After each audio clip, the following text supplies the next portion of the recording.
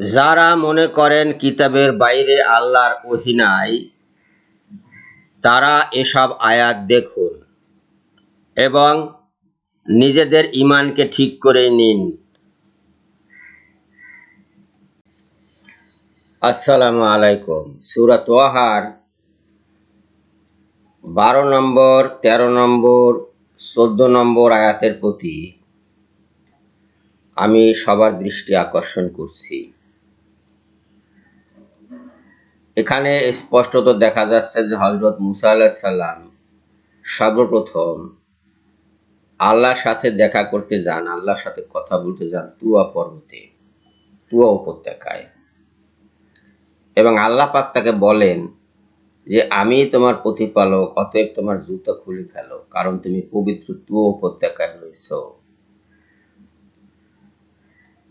ইন্নাকা বিল ওয়াদিল মুকাদ্দাসি তুয়া, এবং আমি তোমাকে মনোনীত করেছি, অতএব যা ওহী প্রেরণ করা হচ্ছে তা তুমি মনোযোগের সাথে শ্রবণ করো। ওহী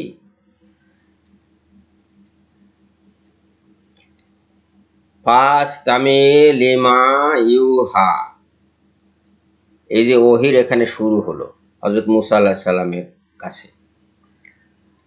এর পূর্বে তার কাছে কোনো ওহী নাজিল হয়নি, এবং এই সময়ে তার উপরে কোনো কিতাবও নাজিল হয়নি। মাদিয়ান থেকে পরিবারবর্গ সহ তিনি যখন মিশরের পথে যাত্রা করলেন, তখন পথিমধ্যে তুয়া উপত্যকায় আল্লাহ পাক তাকে ডেকে এই কথাগুলো বললেন এবং তার উপরে প্রথম ওহী নাজিল করলেন। এই ওহী তাওরাত কিতাবের অন্তর্ভুক্ত নয়। যদি তাওরাত কিতাবের অন্তর্ভুক্ত হয়েও থাকে সেটা অনেক পরে, কেন তাওরাত কিতাব নাজিল হয়েছে অনেক পরে। ফেরাউনের ওখান থেকে বনি ইসরাইল মুক্তি পাওয়ার পরে যখন ফিরে এলো, কাবার হজ করলো মুসা আলাইহিস সালাম, তারও অনেক পরে 40 দিন রোজা রাখে, 40 দিন রোজা রাখার পরে তিনি তাওরাত কিতাব লিখিত ফলকে হস্তগত করেন। আল্লাহ তাকে 40টি ফলকে, লিখিত ফলকে তাওরাত কিতাব হস্তান্তর করেন। আর এই যে আয়াত, এই যে ওহী, এটা অনেক অনেক অনেক আগে, প্রায় 40 বছর আগে এই আয়াত নাজিল হয়েছে, এই ওহী নাজিল হয়েছে। কাজে এই ওহী কিতাবের বিষয় নয়, কিতাবের বাইরের ওহী। এমনি হাজার হাজার ওহী নবীদের নিকট এসেছে, যেগুলা কিতাবের অংশ নয়, কোনো কিতাবেরই অংশ নয়। মুহাম্মদ সাল্লাল্লাহু আলাইহি সাল্লামের কাছেও এরকম ওহী এসেছে যা কিতাবের অংশ নয়। যেমন মুহাম্মদ সাল্লাল্লাহু আলাইহি সাল্লামকে মক্কা থেকে মদিনায় হিজরত করার নির্দেশ দেওয়া হয়েছে আল্লাহর তরফ থেকে। সেই নির্দেশ আপনি কোরআনে পাবেন না, কোরআনে নাই, কোরআনে নাই সেই নির্দেশ। কিন্তু এরকম যে একটি নির্দেশ আছে সে সংক্রান্ত বিভিন্ন আয়াত থেকে বোঝা যায় যে আল্লাহ তাকে হিজরত করার নির্দেশ দিয়েছিলেন, তাই তিনি হিজরত করেছেন, হিজরতের ব্যবস্থাও তিনি করে দিয়েছেন তাকে। কাজে ওই ওহীটি কোরআনের বাইরের ওহী। এরপরে বদর যুদ্ধের সময়ে আল্লাহ পাক ফেরেশতা দিয়ে রসুলকে সাহায্য করার প্রতিশ্রুতি দিলেন। পরবর্তীকালে বিভিন্ন আয়াতে সেই প্রতিশ্রুতির কথা স্মরণ করানো হয়েছে, কিন্তু ওই যে প্রতিশ্রুতি, যে প্রথম ওহীতে যে প্রতিশ্রুতি দেওয়া হয়েছে সেইটা কিন্তু কোরআনে নাই। ওই প্রতিশ্রুতি স্মরণ করানো হয়েছে, সে আয়াত কোরআনে আছে। একইভাবে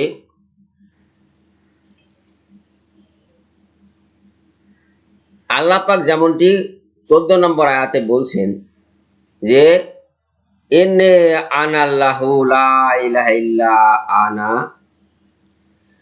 ফাআবুদুনি,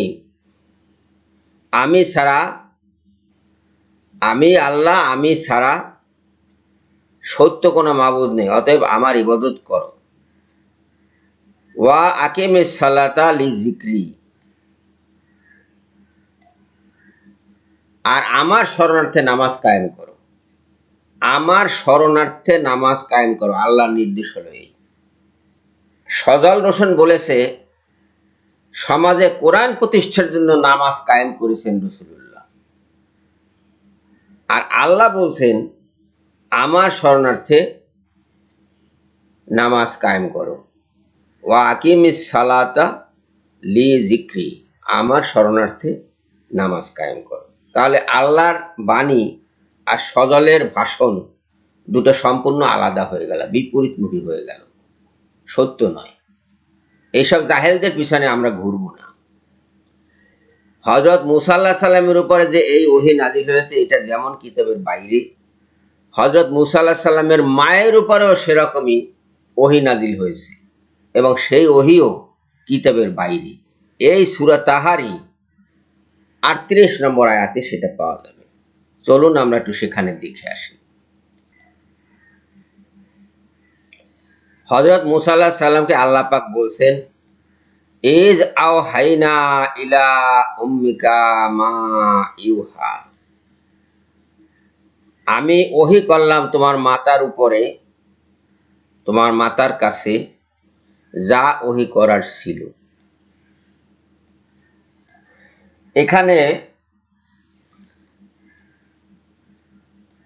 অনুবাদক লিখেছে ইলহাম, আল্লাহ পাক ইলহাম বলেননি। আল্লাহ পাক বলেছেন আওহাইনা, আমি ওহী করলাম, মা ইউহা, যা ওহী করার ছিল। অনুবাদকদের এই অতিরিক্ত কাজের কারণে মানুষের মাঝে ভুল বোঝাবুঝির সৃষ্টি হয়। শব্দটা ওহী, শব্দটা ওহী। আপনি লক্ষ্য করুন এই সূরারই 13 নম্বর আয়াতে আল্লাহ পাক মুসা আলাইহিস সালামকে কি বলছেন সেই দিকে একটু লক্ষ্য করুন, তাহলেই এই আয়াতটি বুঝতে সহজ হবে। এই 13 নম্বর আয়াতে দেখুন, এখানেও সেই মা ইউহা আছে। ওখানে হযরত মুসা আলাইহিস সালামের মায়ের ক্ষেত্রে যে কথা বলা হয়েছে মা ইউহা, এখানেও কিন্তু সে মা ইউহা আছে। লি শব্দটি যুক্ত হয়েছে, লি অর্থ হলো তোমার জন্য, লি মা ইউহা, যা তোমার উপরে ওহী করা হচ্ছে। এখানে তিনি এই ইউহার অর্থ ওহী করলেন, আর হযরত মুসা আলাইহিস সালামের মায়ের ক্ষেত্রে ইউহা শব্দের অর্থ করলেন উনি ইলহাম, ওহী করলেন না। কেন? উনি তাফসীর করেছেন, তাফসীর করছেন এই কারণে যে নবী ছাড়া আর কারো উপরে ওহী নাজিল হতে পারে না বলে ওনার ধারণা। কিন্তু আল্লাহ বলছেন তিনি ওহী নাজিল করেছেন। আল্লাহর কথা শুনবো নাকি অনুবাদকের কথা শুনবো? কার কথা শুনবো? আল্লাহর কথাই তো শুনবো। আল্লাহ বলেছেন এখানেও ইউহা যোগ করে বলেছেন, ওখানে ইউহা বলেছেন। এখানে যদি ওহী হয় তাহলে ওখানেও ওহী হবে। আপনারা দেখুন ওখানে ইউহা বলেছেন কিনা। এই যে দেখুন মা ইউহা,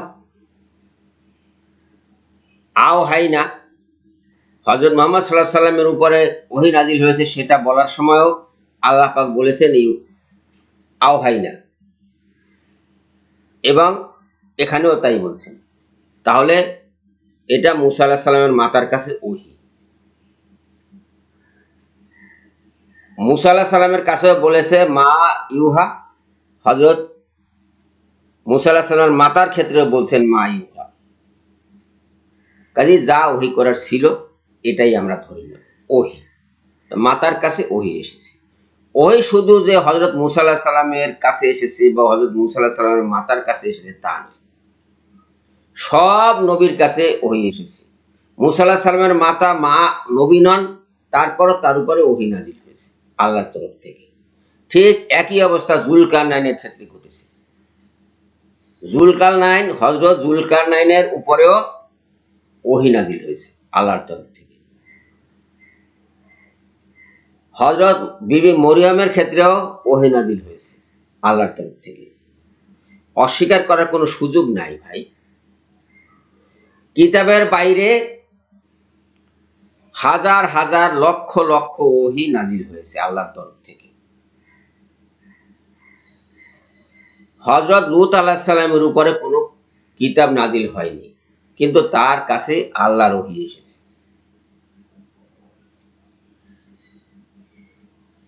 বহু নবী গত হয়েছে। হযরত ইউসা আলাইহিস সালাম, তার কাছে কিতাব নাজিল হয়নি। তাওরাত কিতাবই ছিল তার কিতাব, মুসা আলাইহিস সালামের উপর নাজিলকৃত। এই ইউসা আলাইহিস সালামের কাছে ওহী নাজিল হয়েছে। এমন কোন নবী নাই যার কাছে আল্লাহ পাক ওহী নাজিল করেননি। কিন্তু এমন নবী বহু আছে, 1,24,000 বলেন বা 2,24,000 বলেন, তার মধ্য থেকে কিতাব নাজিল হয়েছে অল্প কয়েকজন নবীর উপরে। হযরত আদম আলাইহিস সালাম, হযরত শীস আলাইহিস সালাম, হযরত ইদ্রিস আলাইহিস সালাম, হযরত ইব্রাহিম আলাইহিস সালাম, হযরত নূহ আলাইহিস সালাম, হযরত মুসা আলাইহিস সালাম, হযরত ঈসা আলাইহিস সালাম, হযরত মুহাম্মদ সাল্লাল্লাহু আলাইহি সাল্লাম, এই কয়েকজন নবীর উপরে কিতাব নাজিল হয়েছে। বাকি সব নবীর উপরে এইসব কিতাব অনুসরণ করা ফরজ ছিল এবং তাদের উপরে স্বতন্ত্রভাবে ওহী নাজিল হয়েছে কিতাবের বাইরের ওহী। আপনি অস্বীকার করবেন কিভাবে? কিতাবের বাইরের ওহীকে আপনি অস্বীকার করবেন কিভাবে? কেন অস্বীকার করবেন? কোন মুসলিম এই কাজ করতে পারে না, অস্বীকার করতে পারে না আল্লাহর ওহী। মুহাম্মদ সাল্লাল্লাহু আলাইহি সাল্লামের উপরেও এরকম বহু ওহী নাজিল হয়েছে। হাজার হাজার ওহী নাজিল হয়েছে কিতাবের বাইরে।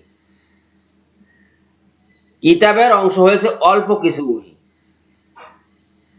ওই যে কটা আয়াত দেখেছেন কিতাবের ভিতরে, দেখছেন ওই কটা আয়াতই কিতাবের অন্তর্ভুক্ত। বাকি যত আয়াত নাজিল হয়েছে বাইরে, কিতাবের বাইরে, সেগুলো ওহী আল্লাহর পক্ষ থেকে এসেছে, অমান্য করার সুযোগ নেই। আল্লাহ পাক মুহাম্মদ সাল্লাল্লাহু আলাইহি সাল্লামকে নির্দেশ দিয়েছেন মক্কা থেকে মদিনায় হিজরত করার জন্য। রাস্তা বাতলে দিয়েছেন, সময় নির্ধারণ করে দিয়েছেন, কোথায় থাকতে হবে তা বলে দিয়েছেন, সবকিছু নির্ধারণ করে দিয়েছেন এবং তারই হেফাজতে রাসূলুল্লাহ সাল্লাল্লাহু আলাইহি সাল্লাম হিজরত করেছেন। কিন্তু এইসব ওহী কিতাবের অংশ নয়, কিতাবে আসেনি। হিজরত সম্পর্কে আয়াত নাজিল হয়েছে পরে এবং হিজরতকে যারা হিজরত করবে তাদেরকে আল্লাহ পাক দুনিয়ায় প্রতিষ্ঠিত করবেন, তাদের গুনাহ খাতা মাফ করবেন, এসব এই আয়াতও নাজিল হয়েছে, সেটাও সত্য। কিন্তু মুহাম্মদ সাল্লাল্লাহু আলাইহি সাল্লাম কোথায় হিজরত করবেন, কিভাবে হিজরত করবেন, সেই কথা কোরআনের কোথাও নাই। কিন্তু এগুলা এই ওহী আকারে এগুলো তার কাছে এসেছে। অস্বীকার করবে কিভাবে? সেগুলো হাদিস আকারে মুহাম্মদ সাল্লাল্লাহু আলাইহি সাল্লামের কথা এবং কাজের মধ্যে রেকর্ড হয়েছে পৃথিবীতে, সাহাবীদের মধ্যে, এবং সাহাবীরা সেগুলো পরবর্তী লোকজনের মাঝে বিলিয়ে দিয়েছেন, তারা সেগুলো রেকর্ড করেছে। আজ আমরা হাদিস গ্রন্থ আকারে সেগুলো পাচ্ছি। আপনি এই হাদিস গ্রন্থগুলোকে মোল্লা কর্তৃক মানব রচিত বলে চালিয়ে দিতে চাচ্ছেন কেন? কে আপনি? আপনার কথা আমি শুনবো কেন? আপনি তো মুসলমানদের কেউ না, বাইরে থেকে আসা লোক। আপনার কথা আমি শুনবো না। বদর যুদ্ধে আল্লাহ পাক ফেরেশতা দিয়ে মুসলমানদেরকে সাহায্য করেছেন এবং এই সাহায্যের প্রতিশ্রুতি আল্লাহ পাক বদর যুদ্ধের অনেক আগেই দিয়েছেন রাসূলুল্লাহ সাল্লাল্লাহু আলাইহি সাল্লামকে। সেই যে প্রতিশ্রুতির সংক্রান্ত ওহী, সেই ওহী আপনি কোরআনের কোথাও পাবেন না। ওই খবরটি আছে, স্মরণ করতে বলা হয়েছে রাসূলকে। তাকে যে প্রতিশ্রুতি দিয়েছিলেন আল্লাহ, সেটা স্মরণ করতে বলেছেন, সেই আয়াতটি আছে। কিন্তু মূল যে প্রতিশ্রুতি, সেই প্রতিশ্রুতি সংক্রান্ত আয়াতটি কোরআনে নেই। বিশ্বাস না কোরআন ভালো করে আবার পড়ুন আপনারা। যারা এভাবে বলছে যে কোরআনের বাইরে কোনো ওহী নাই, এবং সেই অজুহাতে যারা হাদিস অস্বীকার করতে চাচ্ছে তারা নিজেরা কুফরি করছে। আমি তাদেরকে কাফির বলবো না, কারণ মানুষের হেদায়েত পেতে সময় লাগে না, তাদেরকে আমি কাফির বলবো না। কিন্তু তারা যেটা করছে সেটা কুফরি। আল্লাহর ক্ষমতাকে অস্বীকার করছে, আল্লাহর ওহী প্রেরণের পদ্ধতিকে অস্বীকার করছে, আল্লাহর ওহীকে অস্বীকার করছে, রাসূলের ওহী গ্রহণকে অস্বীকার করছে, সেই ওহী অনুযায়ী রাসূল যে সমস্ত কাজকর্ম করছে সেই কাজকর্মকে অস্বীকার করা হচ্ছে, এবং সর্বোপরি হাদিসগুলোকে অস্বীকার করা হচ্ছে, আর আলেমদেরকে গালাগালি করা হচ্ছে। কোনোটাই মুসলিমের কাজ না, সম্পূর্ণরূপে অমুসলিমের কাজ। এই কাজ থেকে সবাইকে বিরত থাকতে হবে এবং সঠিকভাবে হাদিস অনুসরণ করে কোরআন বাস্তবায়ন করতে হবে। কোরআন বাস্তবায়নের জন্য হাদিস, কোরআন অটোমেটিক্যালি বাস্তবায়িত হবে না। কোরআন বাস্তবায়ন করার জন্য হাদিস অনুসরণ করতে হবে, এর বাইরে যাওয়া যাবে না। হাদিসে যদি কোনো ত্রুটি পাওয়া যায় যে কোরআন বিরোধী, তাহলে সে হাদিস বাতিল। সেটা তো রাসূলুল্লাহ সাল্লাল্লাহু আলাইহি ওয়াসাল্লাম নিজেই বলেছেন,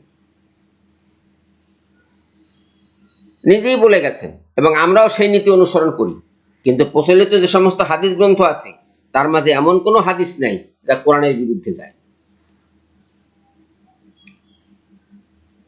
কেউ কেউ আবার কোনো জিনিস কোরআনে না থাকলেই মনে করে যে এটা কোরআনের সাথে সাংঘর্ষিক। না, কোরআনে না থাকলেই কোরআনের সাথে সাংঘর্ষিক হবে না। কোরআনে সব জিনিস থাকবে না, সব জিনিস থাকবে না। হেদায়েতের জন্য যা দরকার তা আল্লাহ পাক কোরআনে দিয়েছেন।